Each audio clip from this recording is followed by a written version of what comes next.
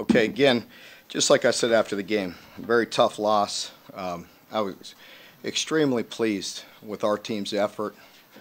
I thought our coaches did a great job. Our team really played exceptionally hard, and we came up fractions off, and that's going to happen.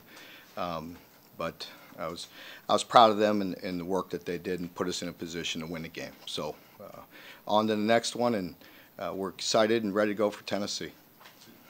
Proud of the effort. How does that connect with the edge problems you were talking about Saturday? Those two things, how do they? Well, edge is not about, just an attitude. An edge is disciplined execution in the face of adversity, and we didn't always have the execution that we needed. So I've never faulted their effort.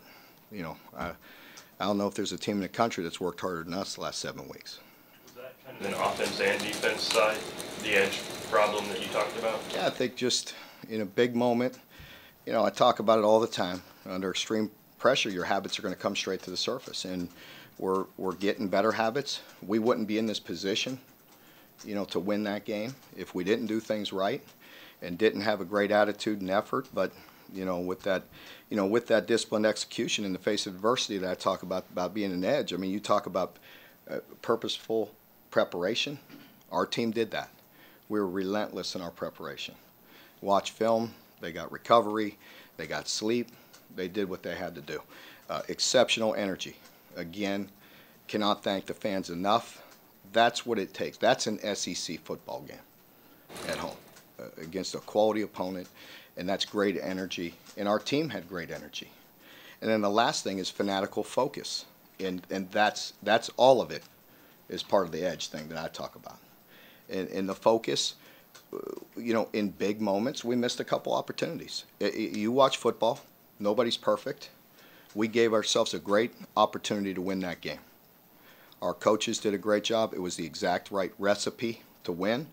Our players did the things necessary. We just got to keep that focus for 60 minutes and continue to put ourselves in positions like this in big games, and we will make those plays. Look at where we've come. Look at how far this team has grown. We played 6 games and 1 bye week. In 7 weeks, this team has come a long way. And that doesn't come without an edge and an attitude. And they've done that. Their effort is right. I've told you once, I've told you 100 times that their hearts and their minds are in the right place. Have I not? So when I talk about edge, I'm not talking about, effort. It's all those 3 things that I talked about. Well, you're not even concerned about your kids coming to practice and being ready. I'm not. I'm jacked up and ready to go. I really am. I'm not gonna lie. It's a hard locker room after that game. Of course it is, and it's not an easy Sunday. That's it. 24 hours, man. Let's move on. I'm juiced up and ready to go. About my 4th cup of coffee. Let's go. Yeah. Mark, was it strictly an execution issue then? If you had to do it over again, what would you specifically have done different? Well, if there's things you could do over again, there's things I would do different, sure. As a play caller, there's a couple plays that I'd call over. I'm sure offensively there's a few and everything, but again, our coaches did the right, we had them in a position to make the play. The recipe was right. Sometimes you make a couple plays, sometimes you don't. There's 2 or 3 plays in a game that sometimes determine the outcome. And I'm not saying which ones they are, because you never know which ones they are. They may be big and they may be small. If you do the little things right, the big things aren't so big. So the big moments, the big plays that everybody think are the game changers, what about all the little things that if we'd have done right to not put ourselves in that position? So there's many plays that change the outcome of a game, and you don't ever know which ones they are. How concerning was it to see the drop passes issue from that weekend Saturday? It was concerning, but we'll move on and get past it, and they'll make them. What would was there concern on the possible 54-yard field goal? Obviously, what were you thinking? My thinking was just like I said after the game: pin them, get field position, and get points. So we didn't pin them like I wanted to, but we did go 3 and out. We did get field position, and we did get 7 points on the next possession. If you watched it. How about Benny on that 3rd down play where he essentially willed himself to that first understand. Does he run like Incredible. that in practice? Incredible run. Yeah, incredible individual effort there. As we've mentioned for weeks, our O-line, our tight ends, our receivers, everybody's blocking, giving great effort, straining, and on that play, you got to give them credit. That's a great individual effort to get that third down. Mark, does Benny have a Tim Tebow style jump pass in his arsenal? You guys keep on asking me that, some questions even on my, yeah, we're always building. We're always building. Yeah, yeah. Does Eddie have to manage egos at all in that room as, you know, the crowd's chanting Benny, Benny, Benny? The last drive, you got, obviously, Boom is a proven star for this team, but you ride the freshman for 10 carries on the last drive of the game. You know, we preach selfless all the time, and our team has been that.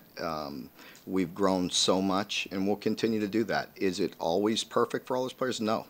Was it easy in that locker room? No. Everybody wants to, you know, there should be a competitive nature about some people that are pissed off after a game like that.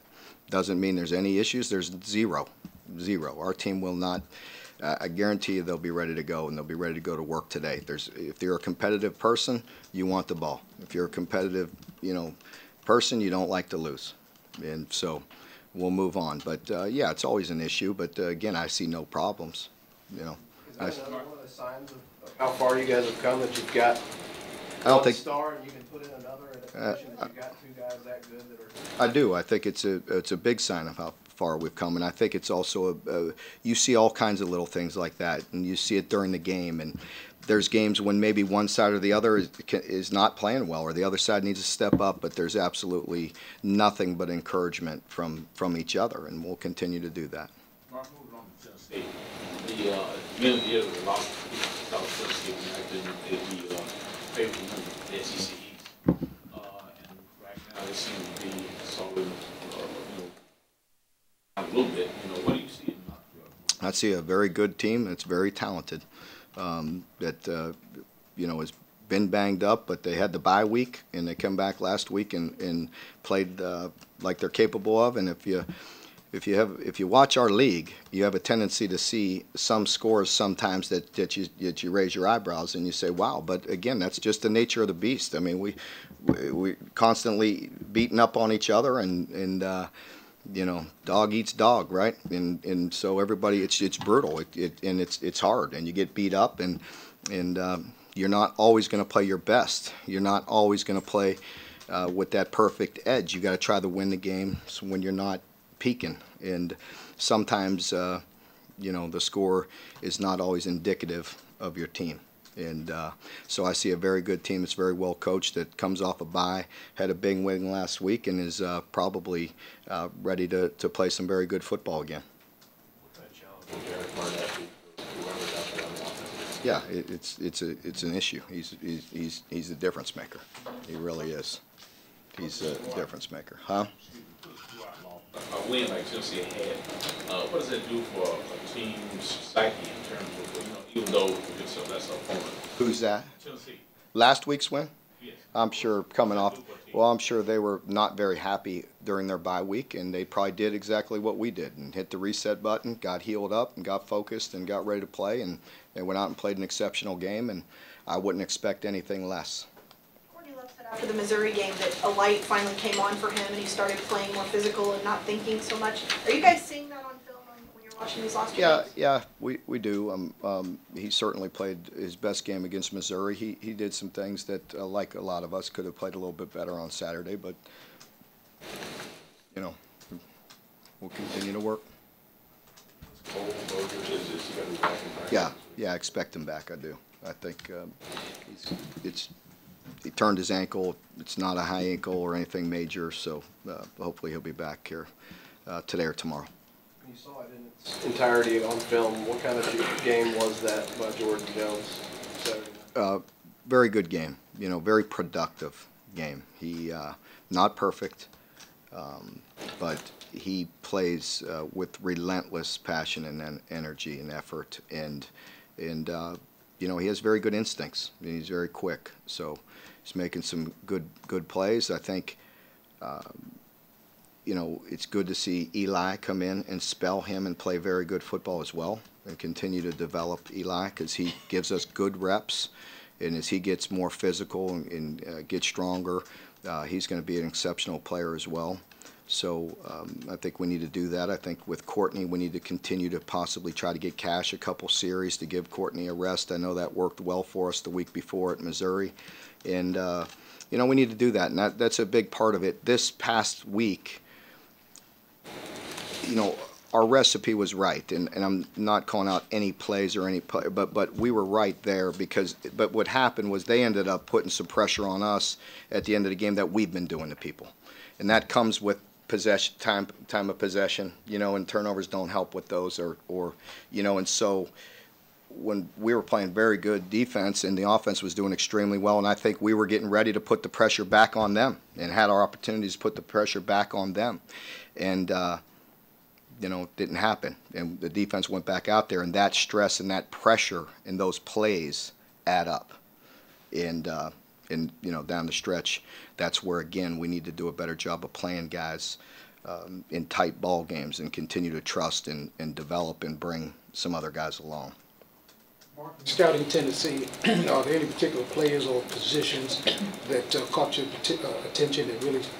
Yeah, I think, you know, they're a very talented team. I think if a position group jumps out, obviously there's a lot of defensive talent, you know. And like you mentioned, Barnett, you know, blocking him is a real issue. He's a guy that, you know, has relentless effort and, you know, ability to create pressure without blitzing. You know, he's a guy that could get to the quarterback at any moment. So they always have good defensive players across the board.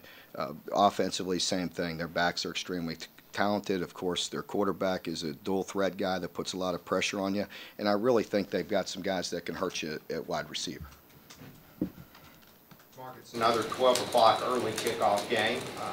You're against Missouri. You got off to a great start. I assume preparation will be the same. It'll be very similar. You know, we've got to, again, you got to make sure we're managing it the right way. I thought our prep was very good last week. I think, you know, it's tough sitting around that hotel all day and getting ready to play a night game. But, you know, our guys, and again, I think, you know, it certainly wasn't a problem getting motivated with that type of atmosphere and that type of energy and excitement. That's what we need to play in front of all the time. That's what the SEC is all about. And believe me, I know, again, our coaches and our players are working around the clock to play with that type of effort and to play quality football. And you know, we are. I'm proud of the work that we've done. You know, we're right there battling some very good football teams. And heck, there's only what 4 or 5 teams in the SEC with 4 or more conference wins. I mean, it's tough. They're tough. Everybody's beating up on each other. It's tough. I don't care what anybody says about this or that, up or down. Every team does the right thing. They are well coached. They are hard-nosed, tough football teams that play the game the right way. By far the best conference in America, and it's a brutal league. Even if everybody's beating up on each other, it's just tough.